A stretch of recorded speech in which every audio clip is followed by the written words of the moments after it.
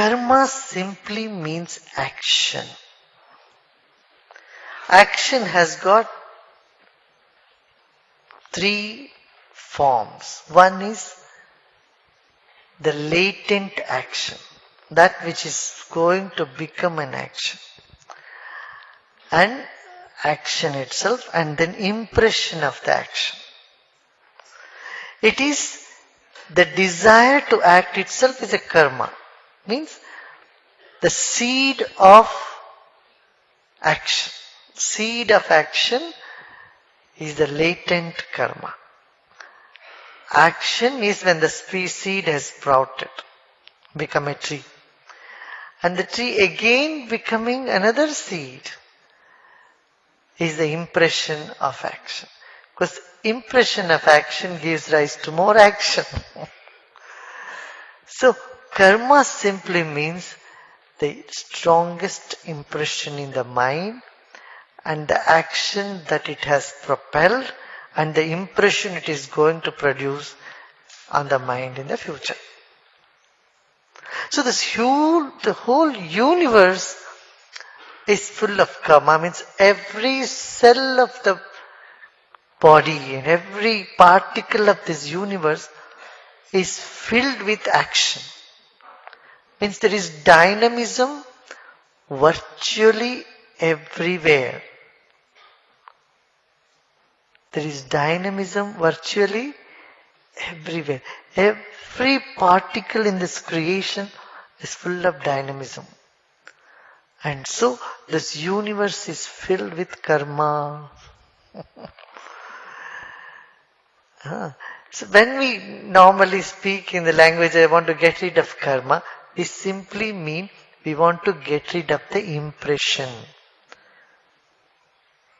Certain impressions we would like to have, certain we don't want to have. That is what is good karma and bad karma. The negative impressions are those which cause us pain and suffering. The positive impressions are those which gives you happiness and joy in life. So good karma means you have lots of good impressions in your consciousness. Because that only gives rise to that type of fruit in your life. I have lot of bad karma means lot of negative impressions in the mind, the consciousness. And how do you get rid of the negative impressions?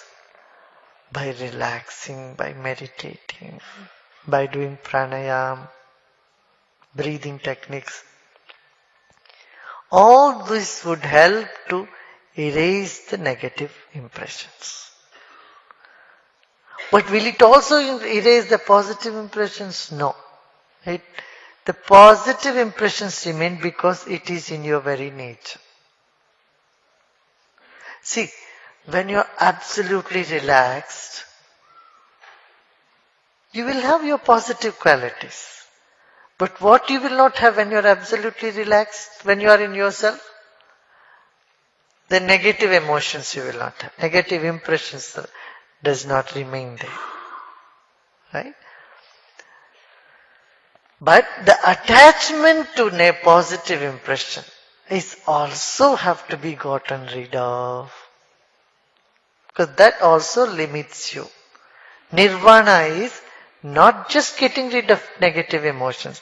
It is also freeing yourself from the positive impressions as well. See, when we attach ourselves to the positive emotions, the positive impressions,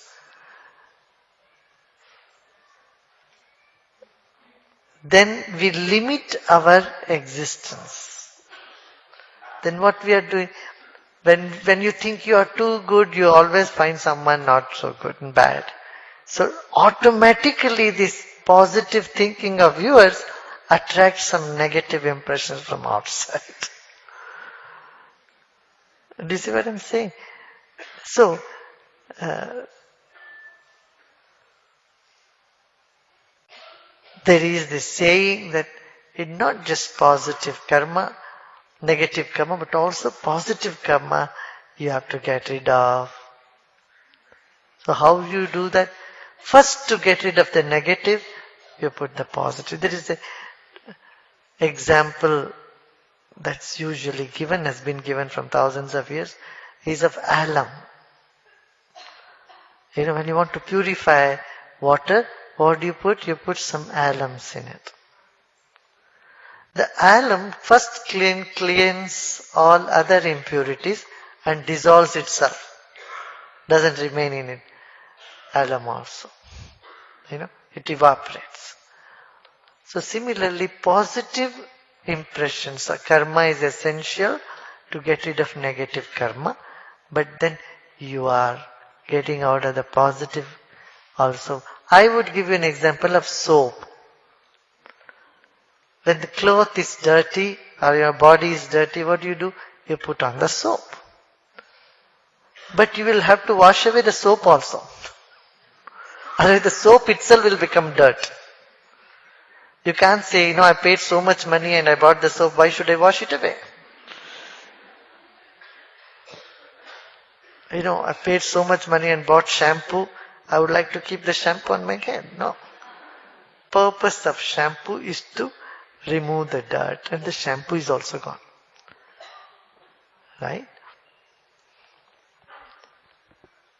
So, nirvana is when you are not attached to the positive impressions, emotions, actions as well.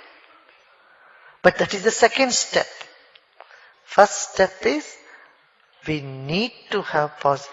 If someone argues, when you have to anyway wash the soap away, why do you have to put it in the first place? You have to get rid of the shampoo, then why do you put it? It's no logic. Correct? So, sat karma or positive karma is essential so that negative karma gets washed away. Right? So, karma is what? Latent impression in the consciousness which propels you to do an action. And present action in turn creates impression in the consciousness which propels you to do again another action.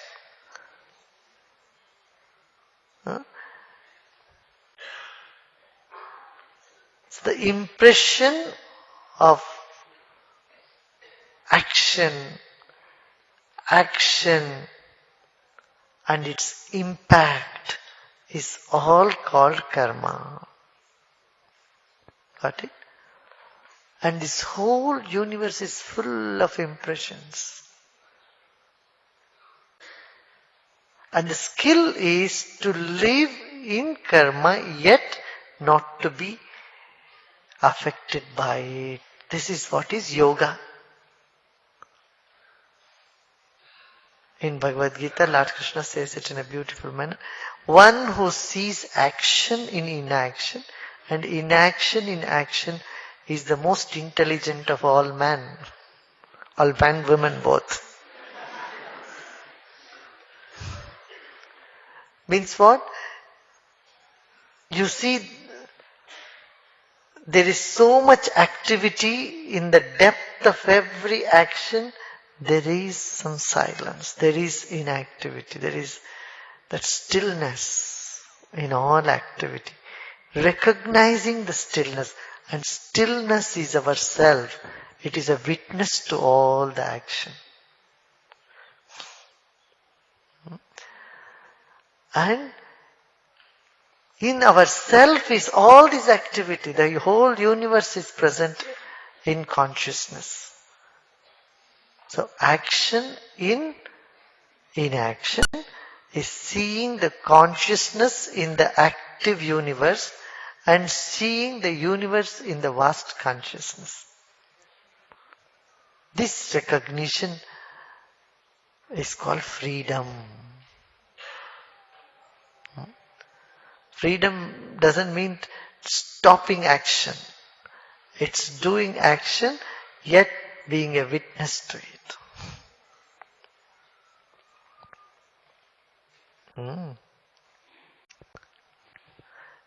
Another example for this would be a baby taken to a pediatrician, and the pediatrician gives a prick a vaccination to the baby and the baby starts crying. Even before giving the vaccination or the injection, the moment the pediatrician takes the syringe, the baby started having the pain and started crying.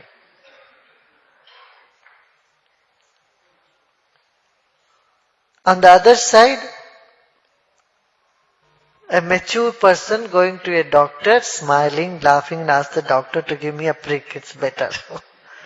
I don't want to gulp the tablet, give me an injection. So even injection is being given, he's just smiling and talking. Not that he's not having pain. The pain is there, but it is next to nothing. Yeah? That same way, we have to keep acting, yet not get attached to the action. See, in our day-to-day life, there are many actions which doesn't give us impressions. Like every day you brush your teeth, you have your tea, you eat your food. But those things doesn't become a big impression.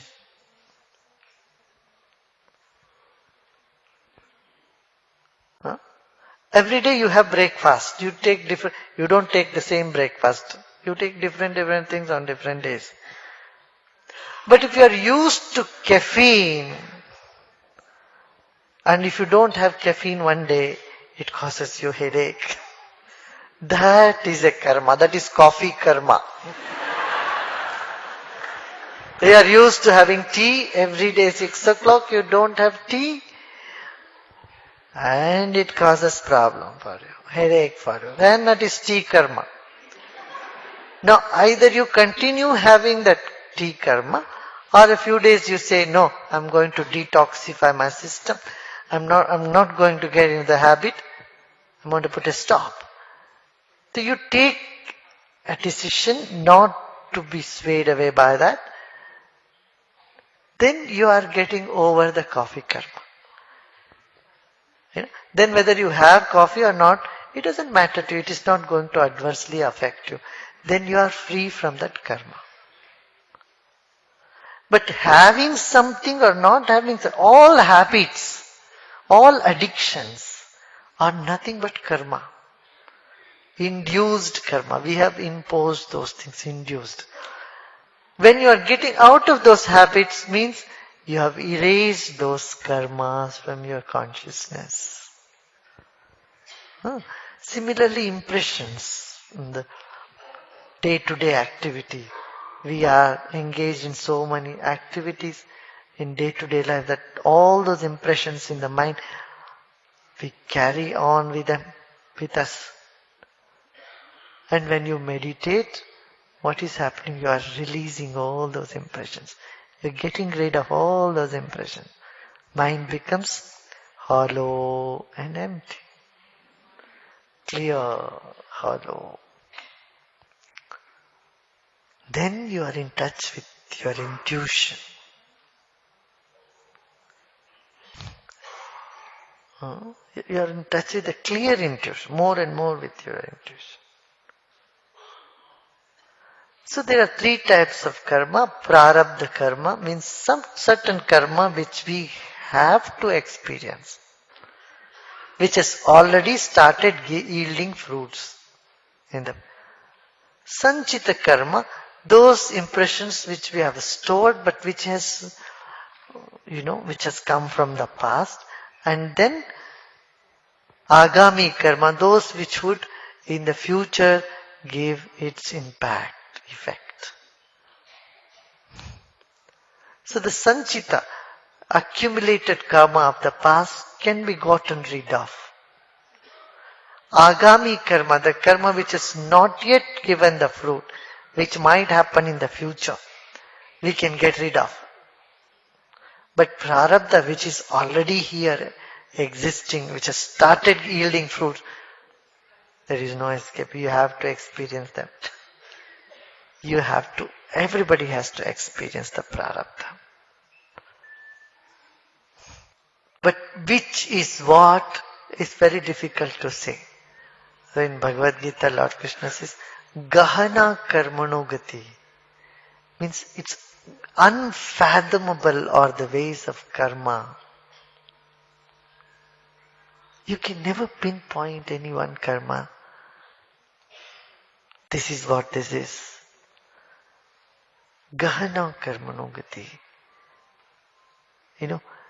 Which would sprout when you don't know. See, in a field, you have thrown the seeds of groundnuts,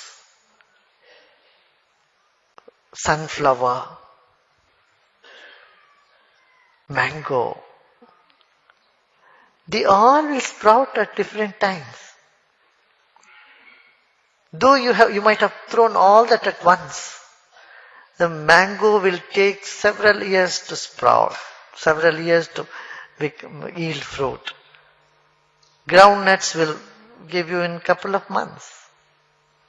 Sunflower, few more months, few more weeks.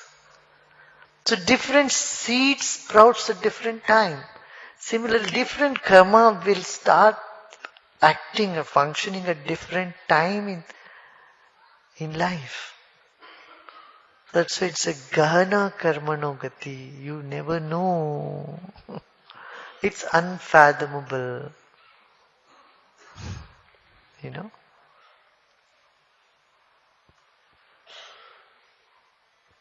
And the final word of Lord Krishna is, don't worry about it.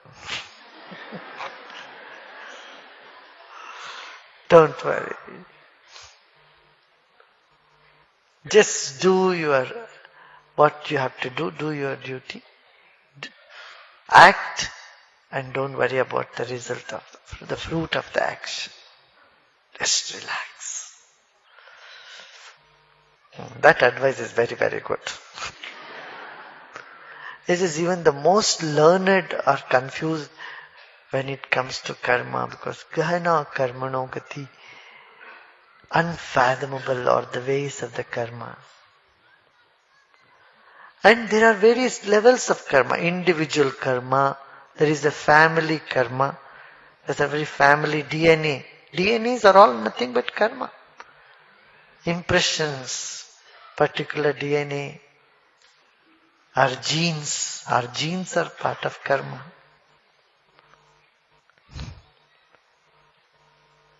In genes there's sanchita. But by practice of meditation and pranayama, certain genes which would produce diseases can be suppressed. There is a scientific research to this effect in Oslo. Dr. Fari is doing research and others, he and his other team. They have said that there are 300 chromosomes in our system which causes cancer and heart problem and blood pressure. And these get suppressed when one starts doing pranayama and sudarshan kriya and meditation. They get suppressed. But already, if they're already active, then one has to experience. And there could be sometimes pranayama, all this can reverse all those effect also, because it suppresses the genes.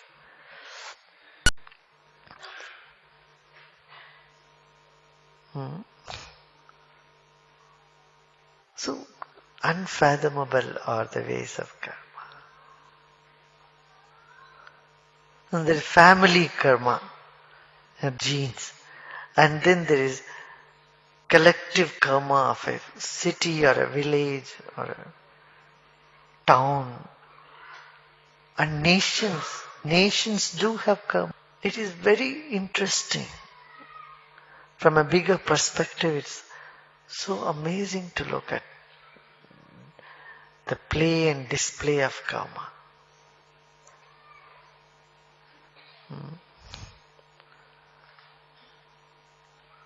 And karma is the best way to understand the phenomena which you can never understand otherwise. You wonder why there was a tsunami and selected people from all over. They were all caught up right on that day only there and got affected. And why, in spite of a big plane crash, one man walks out without getting hurt? There were so many in the plane, everybody expired, but one gentleman walks out of the plane. How do you explain this? That is karma. That man is supposed to be in a plane in accident. But he also had a long life. He had many other actions to do. Other mission he has to accomplish in his life. These impressions pull him out of the wreckage of a plane as well. So, unfathomable are the ways of karma. Gahana karmano gati.